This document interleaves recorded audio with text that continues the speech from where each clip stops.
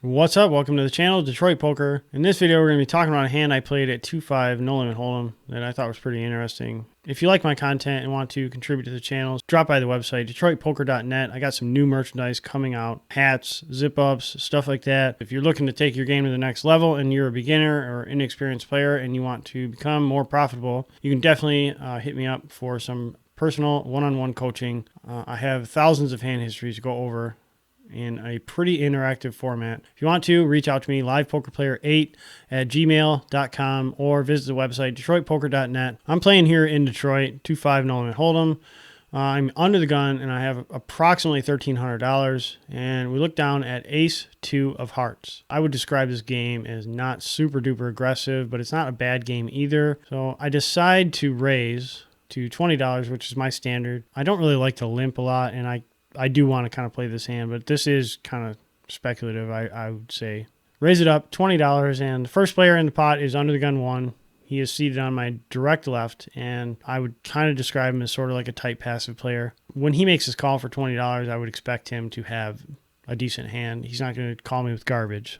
He does cover slightly. He's probably playing maybe 1.5K, and the action makes its way to the cutoff, and he's the next player to call the $20, and the cutoff is playing a wider range than most of the other players at the table. He's playing a fair amount of hands, and he's probably 1.1K deep, so we cover him a little bit. The action then makes its way to the small blind, who elects to call for $20, and small blind's playing probably about $700 or $800. We'll just call it $750 to start the hand, and the big blind calls and closes the action. And the big blind is a guy that I've got a lot of history with, and I would say he's kind of like a gambler. He doesn't only play poker, he plays against the house as well. We're going to the flop 5 ways, and the flop comes out Jack of hearts, 6 of hearts, 8 of clubs. We flop a nut flush draw, 1 overcard, and the small blind and the big blind pretty much check automatically. And I'm kind of sitting there thinking about what I want to do, and I am thinking about maybe I should just c-bet here, and should I c-bet? And then I'm just, I take another look at the flop, and the next question I ask myself, if I c-bet here and I bet, $65 or somewhere around there, is it likely to get everyone to fold? And I'm just asking, is this really going to get through 4 opponents, a c-bet? And I'm just like, yeah, probably not. So, the next option, obviously, is to check. What's the benefit to that? Like, if I check this guy that's under the gun 1 who's not playing garbage, we're going to get a read on his hand because, he would probably bet if he had a good hand. And we don't have to put any money in the pot to get a read on the situation here. So, and furthermore, even if we don't get any information from under the gun 1, he checks. We're still, I'm kind of looking at cutoff, and based on, the dynamics of this game and the history, if the action checks to this guy, this flop is sort of dry, and I mean, it's not super dry, but he would be incentivized to stab at this pot. And he seems like the type of player that would indeed stab, with less than a stellar hand. So all that thinking out of the way, I decide on a check, and we'll just kind of evaluate. If it goes in such a way, I might be looking to check raise if the opportunity presents itself. That being said, tap the table, make the check, and under the gun 1 checks pretty quickly behind.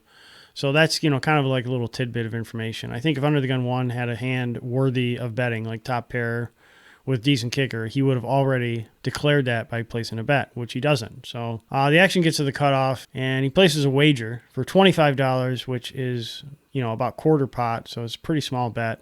This bet strikes me as kind of weak. It just seems like a feeble attempt to stab at the pot and win it or whatever. So the small blind folds pretty quickly, but the big blind is kind of hesitating for a second and check raises, which I didn't really expect, but, in hindsight, I'm not surprised by it.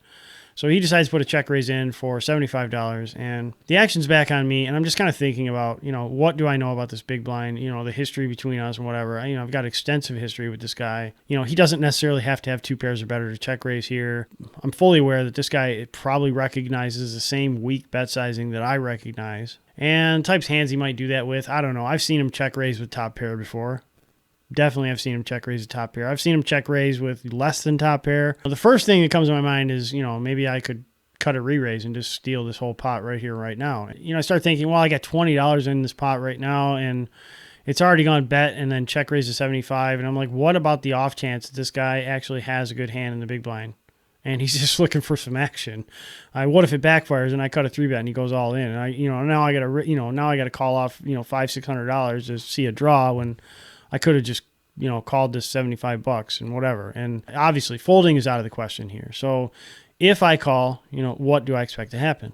Under the gun 1, I think if he had a strong hand, he would have already bet it. So I'm not really worried about under the gun 1 cutting some goofy back raise or whatever. And I don't even know if he's going to call. So, but one thing's for sure, that cutoff will probably call if I do. Decide to make the call, 75 bucks. And as soon as I call, pretty quickly, the gentleman under the gun 1 calls as well.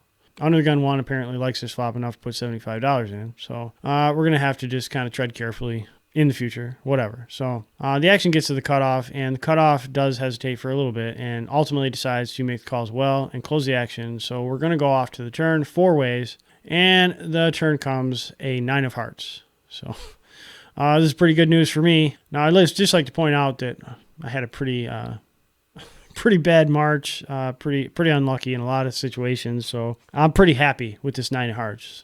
Now, the big blind decides to check. So, like, the way that I would think about this situation is anybody behind me likely to bet if I don't? And there's no evidence that really anybody has a strong hand behind me. My thoughts would be it's probably pretty unlikely that anybody else is going to bet if I don't. We're just going to have to come out and just fast play this nut flush. I decided to place a bet, and I'm kind of thinking about how much is in the pot. So the first thing I do is I say, okay, $75 went in last street times 4. So that's $300. And then pre-flop, $20 5 ways, $100. So there's $400 in the pot. Now how much should I bet? I said, well, I don't want to bet super small, and I don't want to bet super huge either. So what sounds good? I'm just thinking, 150 sounds about right. Bet $150, and pretty quickly, under the gun 1 snaps in that call, 150. Cutoff is hesitating a little bit, and now I'm kind of thinking, okay, what's happening here with under the gun 1? And I'm thinking, does he have a flush also? That would be pretty cool if he has a flush also. Or, I just don't know how optimistic calls he's going to make. So I'm kind of thinking he might have a flush, or he might have, hit 2 pairs or something somehow. Like he maybe has Jack 9 suited, and I don't really think he has any sets, but who knows? By this time, after I finished this little train of thought, the cutoff has decided to make the call as well. And the action's back on the big blind pretty quickly. He folds and gets out of the way. So we're going to go off to the river 3 ways.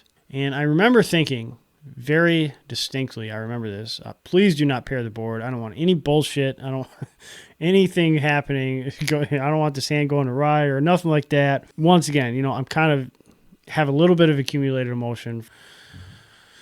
So whatever. The river comes off, a 5 of diamonds. So we survive. We've still got the nuts. It's good shit. So here we are at the river, and we're first to act. And I'm just kind of thinking about, okay, what does everyone have? And I'm thinking, okay, the strongest hand is probably sitting there with this guy under the gun 1, because he's the one that's probably the most prudent. If anybody has a strong hand, it's probably him. And I'm just like thinking, okay, how much do I bet? Like if he has a flush, he'll probably call a fair amount. And then the situation is just kind of perfect. So like if I think he has the strongest hand, then naturally he would call first, and then now he would price in this last guy. Maybe we could get both of them to call, right? Once again, go through the motions, calculate about $850 in the pot, and I'm just thinking, okay, how much should I bet? I decided to bet 500, which is, approximately 60% pot.